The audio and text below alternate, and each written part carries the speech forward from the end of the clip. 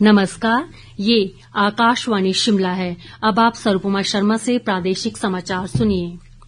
प्रदेश में मौसम के अचानक करवट बदलने से राज्य के ऊंचे क्षेत्रों में ताजा बर्फबारी होने और निचले कुछ स्थानों पर वर्षा से तापमान में भारी गिरावट दर्ज की गई है, जिससे समूचा प्रदेश शीतलहर की चपेट में है। ऊंचाई वाले भागों में बीती रात से ही रुक रुक कर हिमपात हो रहा है, जबकि निचले कुछ भागों में वर्षा होने का समाचार है।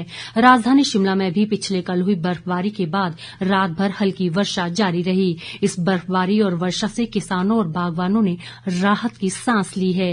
राज्य आपातकालीन केंद्र के अनुसार प्रदेश भर में ताजा बर्फबारी से 3 राष्ट्रीय राजमार्गों सहित 174 सड़कें बंद हैं, जिन्हें खोलने के प्रयास किए जा रहे हैं। अधिक ब्यौरे के साथ हमारे शिमला संवाददाता की रिपोर्ट। शिमला सहित प्रदेश के ऊंचाई वाले इलाकों में बीते 24 घंटों के दौरान बर्फबारी देखने को मिली है। ताजा बर्फबारी के कारण शिमला जिले की 112 सड़कें यातायात के लिए अवरुद्ध हो गई हैं, जबकि शिमला शहर में यातायात सुचारू रूप से चल रहा है। मौसम विज्ञान केंद्र ने 26 दिसंबर तक 4 जिलों बिलासपुर, ऊना, हमीरपुर और मंडी में भीषण शीतलहर चलने का अनुमान लगाया है, जबकि 27 से 29 दिसंबर के दौरान प्रदेश के अनेक स्थानों में फिर से बर्फबारी होने की संभावना व्यक्त की गई है। ताजा बर्फबारी के कारण तापमान में भी गिरावट दर्ज की गई है, जिससे लोग कड़ाके की ठंड का सामना कर रहे हैं। आकाशवाणी समाचार के लिए शिमला से योगराज शर्मा। वहीं बीती शाम मनाली से लाहौल के सिस्सू की तरफ घूमने गए 1000 से अधिक पर्यटक वाहन अटल टनल और सोलंग नाला के बीच फंस गए थे, जिन्हें प्रशासन द्वारा रात भर चलाए गए बचाव अभियान के तहत सभी वाहनों को आज सुबह सुरक्षित निकाल लिया गया है। मनाली डीएसपी और मनाली एसडीएम सहित पुलिस के जवानों द्वारा माइनस तापमान में रहकर सभी सैलानियों को सुरक्षित गंतव्य की ओर रवाना कर दिया गया है। अधिक ब्यौरे के साथ हमारे कुल्लू संवाददाता की रिपोर्ट। बीते कल हुई ताजा बर्फबारी के बाद लाहौल के सिस्सू की तरफ घूमने गए 1000 के लगभग पर्यटक वाहन वापसी पर अटल टनल व सोलंग नाला के बीच फंस गए थे। बर्फ ज्यादा पड़ने व सड़क पर ब्लैक आइस जम जाने से वाहन फिसल रहे थे। सैलानियों के वाहनों के फंसने का पता चलते ही मनाली एसडीएम व डीएसपी बचाव दल लेकर खुद मौके पर पहुंचे और बचाव अभियान शुरू किया गया। डीएसपी मनाली केडी शर्मा ने बताया कि बचाव अभियान पूरी रात चलता रहा और अब सभी सैलानियों को सुरक्षित निकाल लिया गया है। मौसम को देखते हुए सभी वाहनों को सिर्फ सोलंग नाला तक ही जाने की अनुमति है, उससे आगे सिर्फ इमरजेंसी वाहनों को ही जाने दिया जाएगा। आकाशवाणी के लिए कुल्लू से आशीष शर्मा।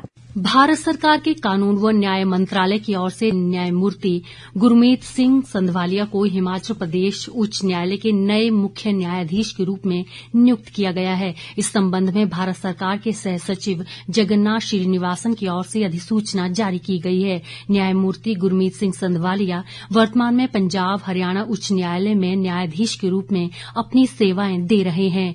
संधवालिया इसी सप्ताह अपना कार्यभार संभाल सकते हैं। वर्तमान में न्यायमूर्ति त्रिलोक चौहान कार्यकारी मुख्य न्यायाधीश के तौर पर कार्य कर रहे हैं।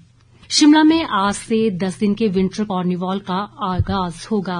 मुख्यमंत्री सुखविंदर सिंह सुक्खू वाद्य यंत्रों के साथ आज दोपहर विंटर कार्निवाल का शुभारंभ करेंगे।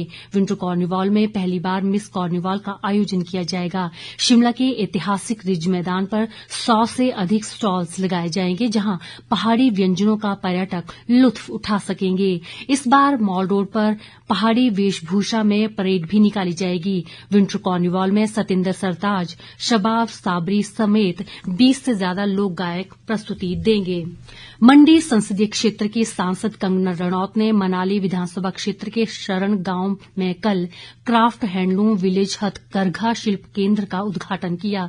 उन्होंने इस अवसर पर कहा कि ये परियोजना यहां के हथकरघा के कार्य से जुड़े हुए लोगों के लिए एक वरदान साबित होगी।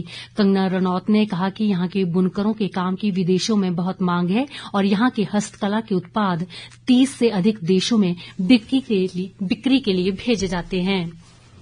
राष्ट्रीय उपभोक्ता दिवस आज मनाया जा रहा है। हर साल 24 दिसंबर को मनाया जाने वाला ये दिवस प्रत्येक उपभोक्ता के अधिकार और उत्तरदायित्व के महत्व को उजागर करता है। इसी दिन उपभोक्ता संरक्षण अधिनियम 1986 लागू हुआ था। इस वर्ष का विषय है वर्चुअल सुनवाई और उपभोक्ता न्याय तक डिजिटल पहुंच। इसी के साथ ये समाचार बुलेटिन समाप्त हुआ। हमारा अगला बुलेटिन आप सुन सकते हैं दोपहर 3 बजे। नमस्कार।